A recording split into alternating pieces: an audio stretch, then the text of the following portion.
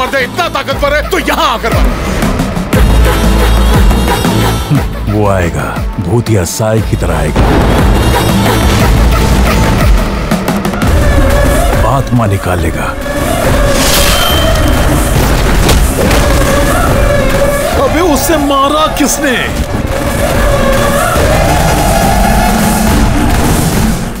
तू कशाला मध्ये मध्ये बोलतोस? शांत बस ना, मंद।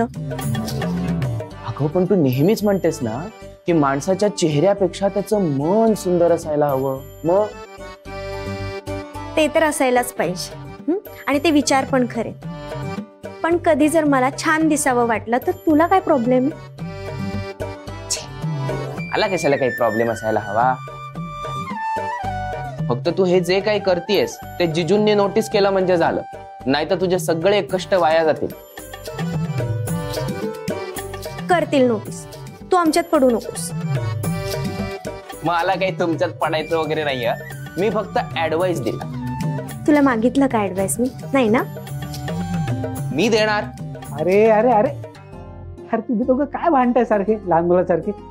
चला कुठे? थांबा एक minute. Devansh sir, hello. Hello, hi Sai. हाँ सर बोला। आता जिजूंनाच विचार कुठली साडी नेसू ते। ए काय म्हणाला वरुण?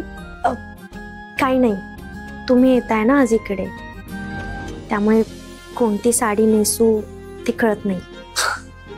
सिरियसली? यू नो व्हॉट, इकडे पण सेम कन्फ्युजन आहे, मला कळतच नाहीये कुठले कपडे घालू। पण सई तुम्ही असतात तर किती सॉर्टेड असतं ना सगळं, तुम्ही मला कपडे काढून दिले असते, मी घातले असते। बाय द वे सई, तुमचा आवडता रंग कुठला आहे? का तुम्हाला माहित नाहीये मला कोणता कलर आवडतो? नाही। काय सर तुम्ही साध्या बायकोच्या आवडीनिवडी तुम्हाला माहित नाहीत?